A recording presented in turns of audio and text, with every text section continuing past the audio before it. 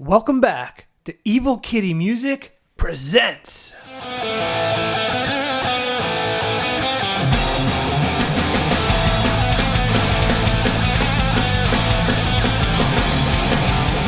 Thank you for tuning back in. Today, I'm going to do something I've done in the past, but I'm going to do it in a little more self-indulgent way.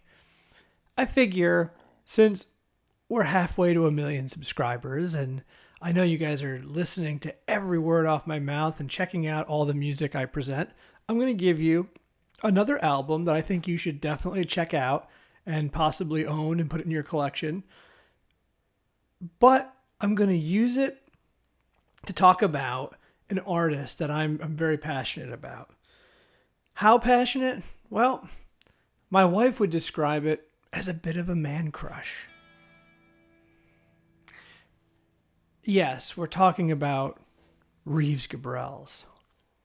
We've talked about Reeves before and how I've tried to channel my inner Reeves when I was writing certain parts for songs, and that he is an important part of my musical life.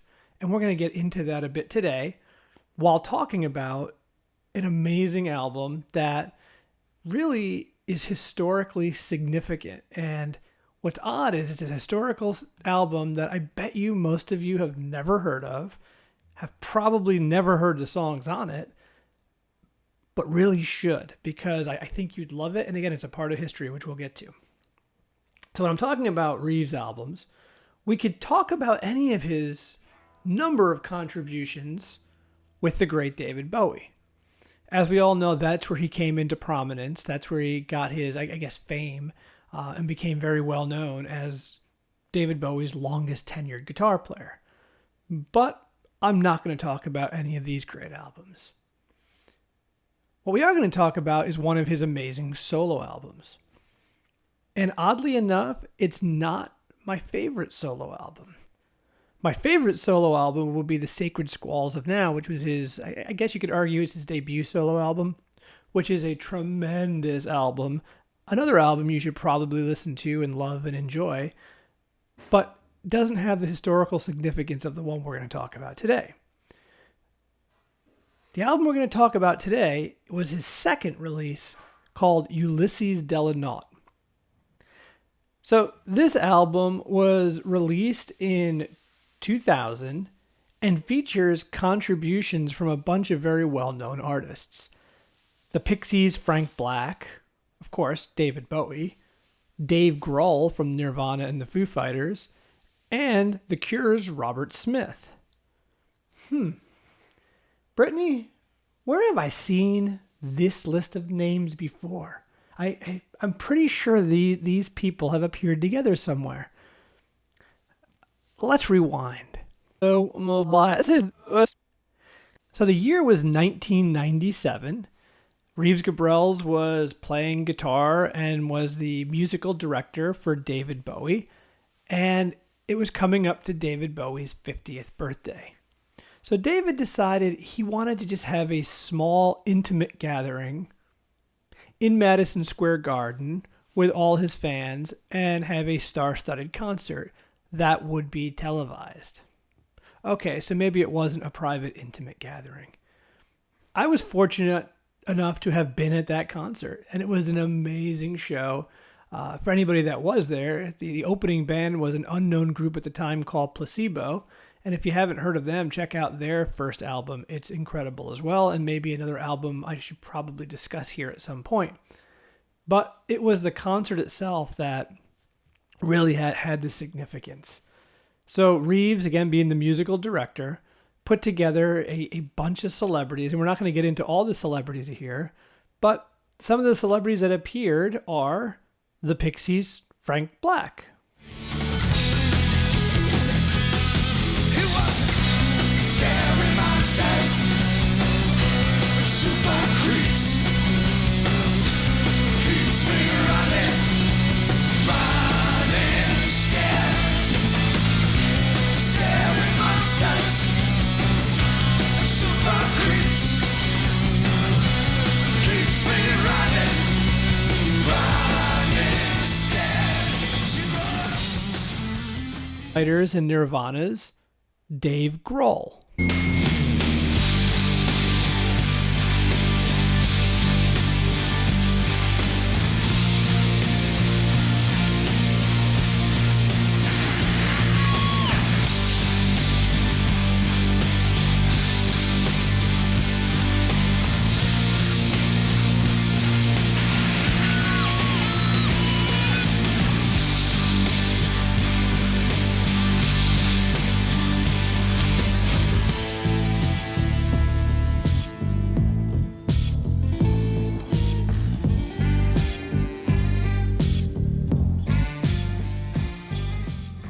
Okay, so now we're going to do a little side note before we continue.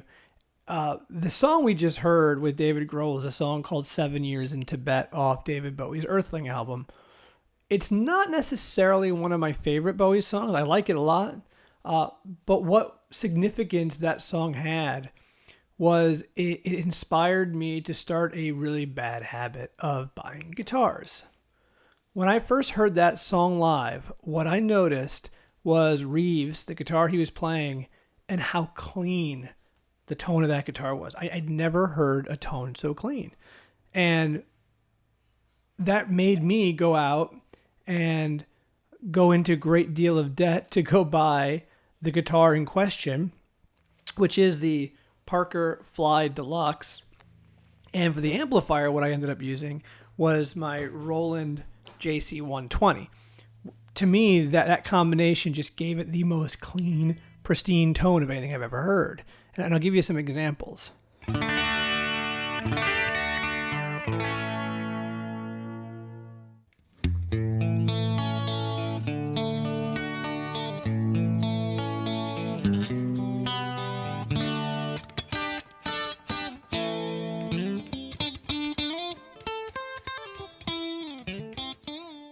So a couple of things about this guitar.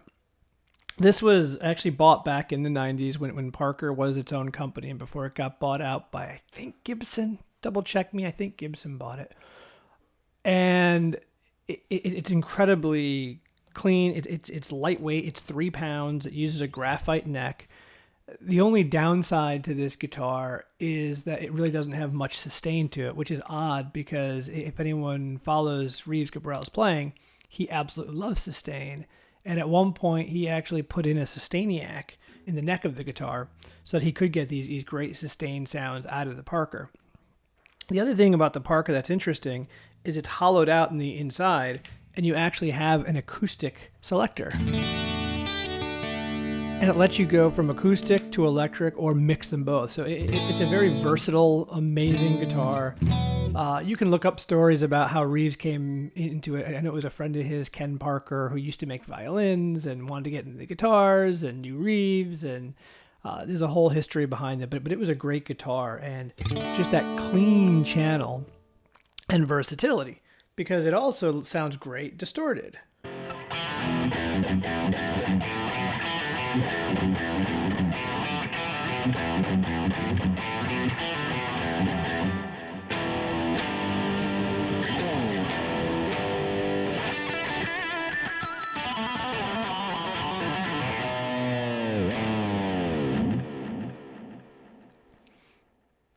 Anyone who follows me, knows me, or even looks me up, if you see any live clips of me playing over the last 20 years, 90% chance you're going to see me playing this guitar. This is my number one guitar for probably 20 years. But it didn't stop there. If you look at this clip and this photo from Tin Machine, back even before this concert in 97, you'll see Reeves was playing Steinberger. And if you look closely at the guitar in this picture, it looks very similar to this one. So I did go check out the Steinberger because of Reeves Gabrel's. And again, it gives it a different tone, a different sound, a fun guitar to play. And I wish that's where it ended, but it doesn't. At the end of his tour with Bowie, Reeves went on and decided again he wanted to try another guitar that wasn't mainstream, so no Ibanez's or Jacksons or Fenders or Gibsons. And he found another company called Reverend Guitars. And this is his signature series Reeves Gabrel's Series 2 Reverend guitar. And as you can see him pictured here playing this guitar isn't just his signature series, but at a musical conference, Reeves Gabrel actually played this guitar, and after playing it, signed the back of the headstock. So this is probably one of my most prized guitars in my collection, actually played by the man himself. Great guitar, sounds great. Reeves has a good sense of guitars. He never goes with a bad quality. And this guitar is incredible, and I love it. So yeah, thanks to Reeves playing, got me into a very expensive guitar collection, trying to catch up with all the great guitars that he plays. So back to the concert. So we've seen David Bowie, we've seen Frank Black, we've seen David Grohl, but who else was at the concert? Oh my gosh, it's The Cure's Robert Smith. Save the last dance for me. Catch the last bus with me. Give the last kiss to me. It's the safest thing to do.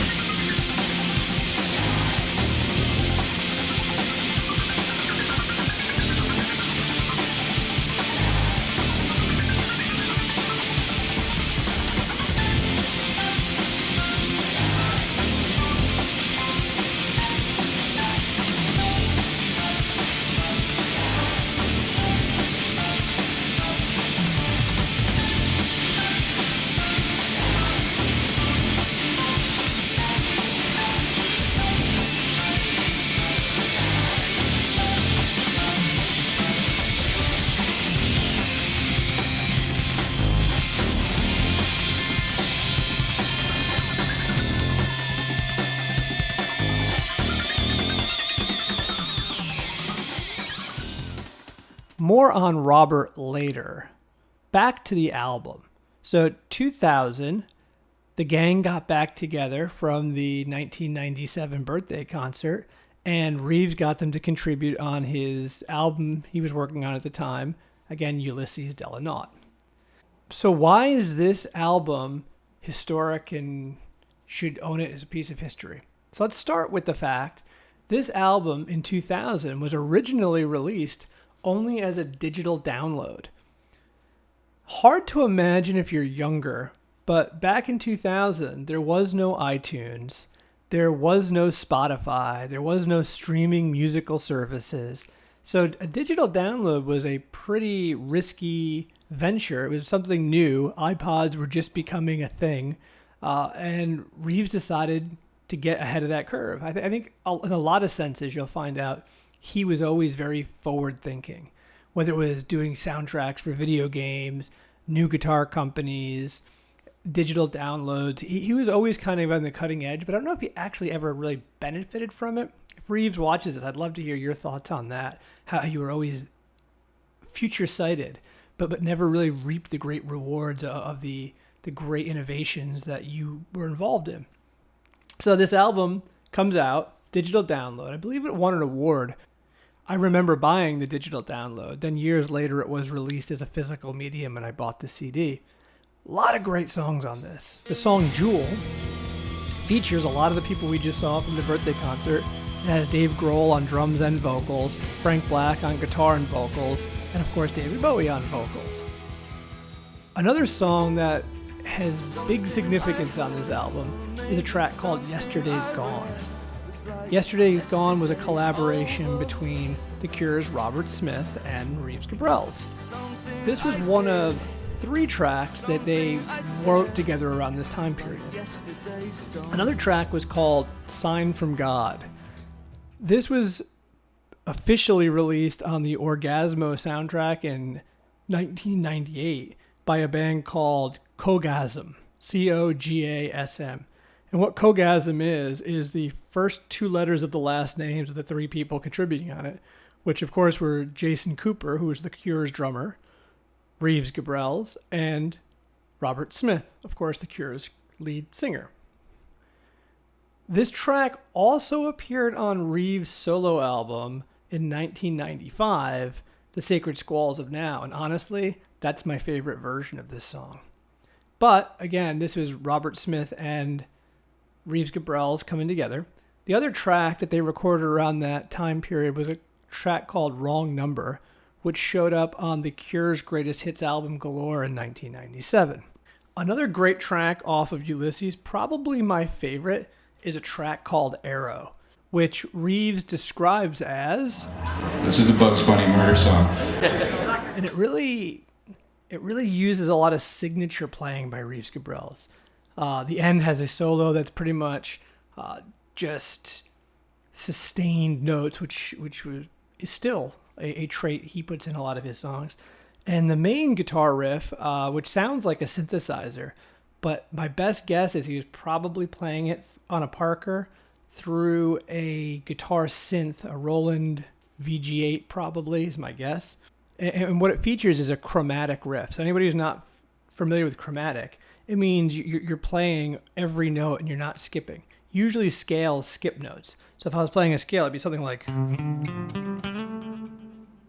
Chromatic, you're playing every note. So it's...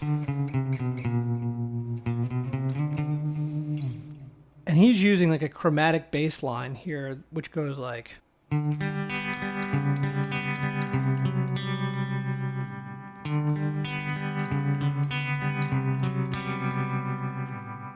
Of course, he plays it better than I do, and my brother was able to capture that at a show in Brooklyn where it went a little something like this. You ask me why, and I don't know. You wanna see, but I won't show. You tell me when, but there's no time. You wonder if I lost my mind. Shut down the weekend.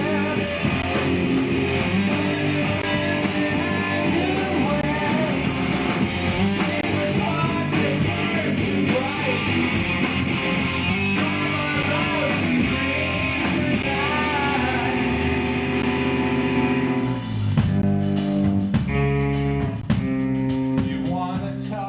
Such a great track, but the album is full of these gem tracks that no one's ever heard of, and they're pretty easy listening, radio accessible type songs.